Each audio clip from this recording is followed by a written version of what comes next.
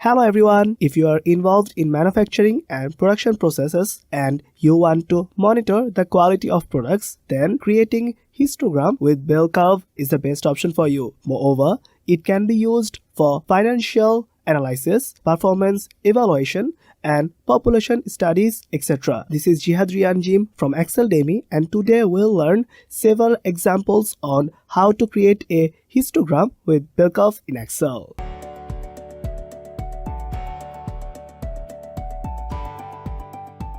So the first question occurs, what is a bell curve? The bell curve is defined as a curve similar to a bell shape. This curve defines the normal distribution of the dataset. The highest point of the bell curve denotes the most probable condition of the dataset, which means the mean values of the dataset. The curve will be distributed the values evenly in the whole process of the histogram. For this whole tutorial, we'll be using Microsoft Excel 365. So without any further discussion, let's get started. In our first case, we want to create a histogram with bell curves for student marks. To do that, at first we have the student name, the marks, values, normal values, and bin, which has been created interval of 5. Now, to create a histogram, at first we need to insert a certain value of data analysis. To do that, go for the File tab. Here, select the options. To open the Excel options, go for the add-ins. Here you'll find the Go section in the lower below section. After that, you'll find the new add-ins here. You need Analysis Tool Pick, so I'll tick on it and press OK. After that, you will go to the Data tab, and now you'll see you have a Data Analysis option. Now select the Bin section, that means H5 to H11. Go for the Data tab and select the Data Analysis newly added here, and if you click on it, then it will open the Data Analysis dialog box. Select Histogram from it and click OK. After that, you'll find the Histogram dialog box. Here you need to insert the input range. In the input range, we'll go for the marks, which is in the C5 to C20. After that, we'll go for the bin range, which is in the H5 to H11 section. Now go for the output range where you want to show the output. Now as I am trying to show the output in the J4 cell, so I'll go to there and select the J4 cell as my input section. After clicking OK, it will show the perfect result for me. But now we need something special. We want to show the midpoint, so we need a new column. So we'll go for the K column and right click on the mouse, and here you need to find the insert section. In the insert section, you'll go for a new column and now write down a new thing, which is the midpoint. So you'll write down the midpoint here, and in the K5 cell, you need to insert a new formula to find it. At first, go and select the J5 cell and minus 2.5 to get the midpoint here. If you click the enter button, you'll get your perfect result. Now drag down the formula to get the same result here. So we have got the bin, midpoint, and frequency section. After that, we'll use this midpoint and frequency to go to our next step. Now we'll select the values of K5 to L11. Go for the Insert tab. Here go for the Charts and select the Scatter chart here. We'll select this chart and it will show us the perfect chart we wanted in this case. Now go for the right click here, and now you will see that there is a grid line tick option. Untick it to get a perfect result here. If we want to modify it, we'll again select the curve, and at the right side we'll have the chart element. Here we'll be using the axis option. In the axis option, if we click on it, then it will take you to the more options. Here we have the format axis section. In the format axis section, we have the axis options. As you are trying to get a bigger value, so select the minimum value as 55 and the highest value will be 90. So the curve has automatically changed in this case, and now you'll see that you have got your perfect result. But now you want to modify more. You want to get a certain result. To do that, you'll go for the chart design. Here you'll go for the add chart element. Here you will go for the error bars, and now you'll see there are more error bars options here. You'll see at the right side you have got the new error bars here. Now you need to go for the vertical error bar, select minus option here. Now in the next section, go for the no cap in the in style, and as percentage you need to go for the 100%. So I'll go for the 100%. Now click the enter button to work it done. Now at the left side of the curve, you will see that everything has been done properly. Now we want to do something special by using these things. Go for the error bars, and now in this section of error bars, if you click on the error bars, then it will go for the chart design. Now we'll click on the error bar, and here we have got the add chart element. Here you can go for the error chart and select more options to open the format error bars again. In this section, now you'll go for the first, that means fill and line option. Here you'll go for the solid line, so write down solid line here, and as width you'll go for the 40. So you'll set the 40 here, and now you've got your perfect result.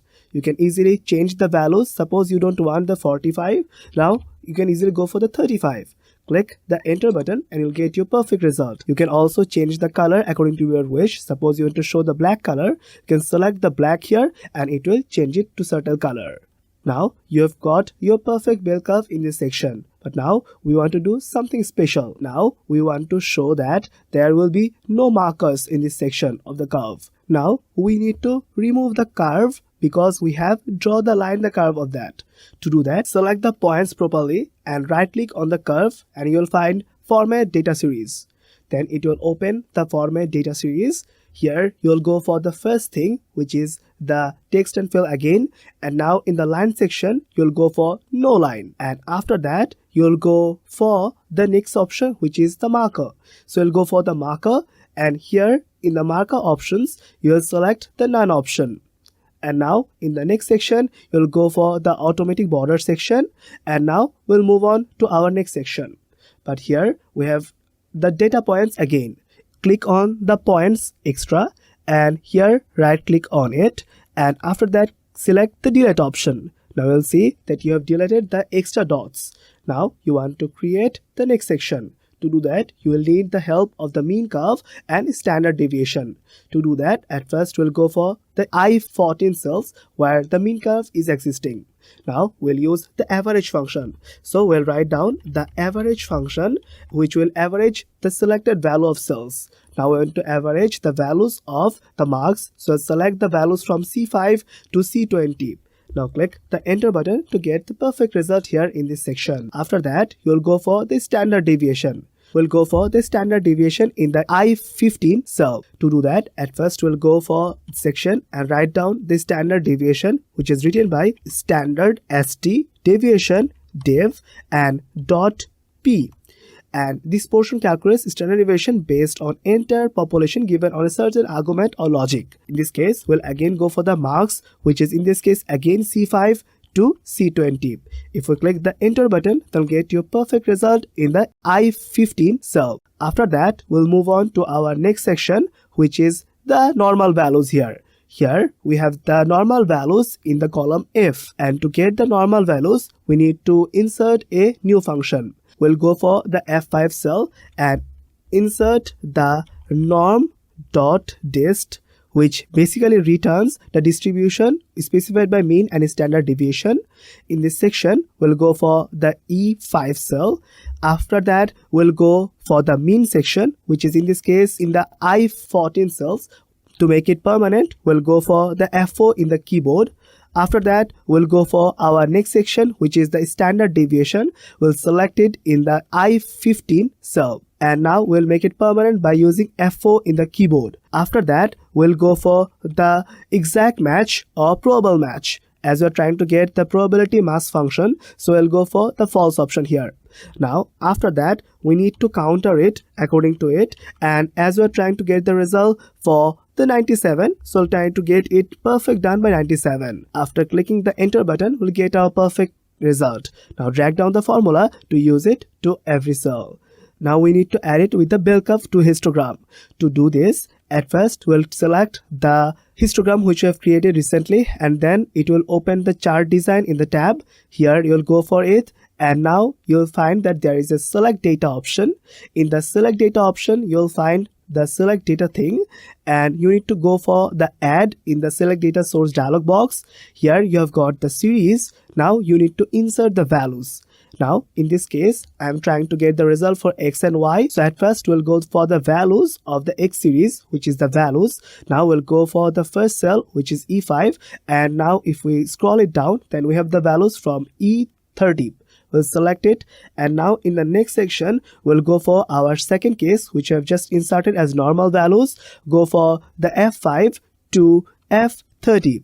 Now if you click the OK option, it will show the perfect result here. So that's how we can easily create histogram with bell curve in Excel.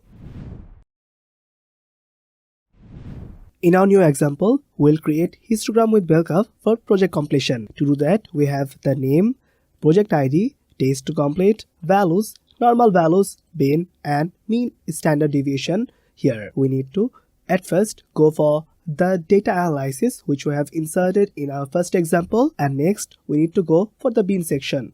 Select I5 to I12 and go for the data tab. Here select the data analysis to go for the histogram. Click OK, and now you'll see you have got the results. Now you'll get the histogram dialog box. Here in the histogram dialog box, at first in the input range, select the values of the days to complete, that means D5 to D24. After that, move on to the bin range, which is in this case as bin range. Go for the I5 to I12. Next, go for the output range, and we want to show the output in the K4 cell. So select it and now press OK. Now you have got the perfect frequency here. Now we are trying to insert a midpoint, so we'll go for the L column, right click on it and go for the insert tab. Here in the middle section, I'll write down the midpoint. So I'll write down the midpoint here, and to get the midpoint, go for the L5 cell, insert the values of bin and then minus 2.5 to get a perfect midpoint here. Now drag down the formula to get the result for every cell here. Now select the values from L5 to M12, go for the insert tab, and here go for the chart section. Here select the scatter chart along with the smooth curves. Here you have got the chart here. If you right click on the axis section, then it will show the grid lines, untick it and you will show the perfect result here. But now I want to do something special. To do that, I'll go for the chart design, and here in the add chart element, I want to go for the error bar section. So I'll go for the more error bars, and now in the more error bar section, you'll go for the minus section as direction. Go for no cap as style, as percentage will go for 100. So I'll write down 100 and press the enter button. Now you will see that in the error bar section you have got the result you have wished for. In the next section you'll again go for this same section, and in the error chart section you'll find that it has got the text option here. In the line section you'll got your perfect result with the no line, but now you need to do it for the solid line. After that, you'll go for the width. As width, we're trying to get the result for 35. So write down 35 here. So you will see that you've got your perfect curve here. In the next section, we'll go for the data series. Now you need to show the points here. At first, select the points, right click on it, and now you'll see that you have got the format data series. Click on it. At the right side, you have got this result here. As fill and text section, you'll go for that line, and now you have got the section of lines here. In the line section, go for no line, and now in the lower section you'll go for the marker. As marker, you'll go for the marker options. In the marker options, you'll go for none, and in the next section we'll go for the delete section of the points. Now you have got the points, but you have got some extra points along with the line. Right click on them and select the delete option to delete them. After that, we'll go for our mean function. To get the mean, we'll go for the J16 cell and insert the average function to make the average of the selected cells. In this case, the selected cell will be the days to count, so we'll select the days of D5 to D24 and press the enter button. for our next portion, we'll again go for the standard deviation. So we'll write down and go for the J18 cell and insert the standard deviation, which basically calculates standard deviation based on certain criteria. In the next section, we'll again go for the same values of D5 to D24 and press the enter button. Now go for the G5 cell and insert the norm.dist. This portion means the distribution specified mean of standard deviation. After that, we'll go for our first section of the cell of F5. In the next portion, we'll go for the mean section, which is in this case in the J16 cell. Now make it permanent by using F4 in the keyboard. Now insert the comma to go for the next option, and here as in standard deviation we'll go for the J17 and make it permanent by using F4 in the keyboard. In the next section we'll go for the probability mass function, so select the false, and now as we're trying to get the result for 3 columns, so write down 122. And now if you click the enter button, then get a perfect result. Now drag down the formula to use it to every cell. Also, you can do the same by double click on the right corner. Then you'll get the perfect result here. After that, you'll go for the next section. Now, as we are trying to connect it with the histogram, so select the histogram, go for the chart design.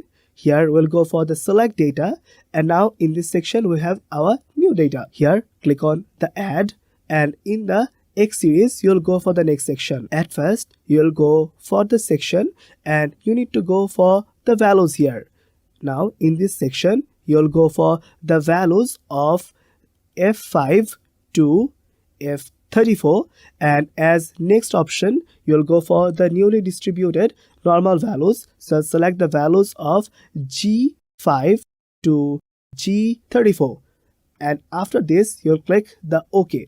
Now got the series here and I'll press OK. After pressing OK, now again go for the chart design, and here in the chart design go for the change chart type, and here in this section go for the scatter plot.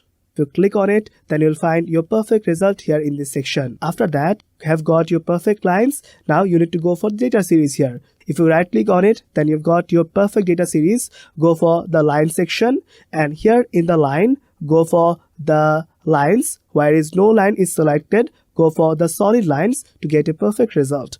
After that, you can also go for the curve color according to your wish. Select the color, and now you have got your perfect result of this. So that's how we can easily create histogram with bell curve for projection completion also. So that's it for today. You can follow these steps accordingly, or you can download the practice workbook from the link below. Hope this will help you. If you have any questions, suggestions or feedback, please let us know in the comment section, or you can have a glance at exceldemy.com. Thanks for watching us. If you like this video, please consider subscribing for more content like this.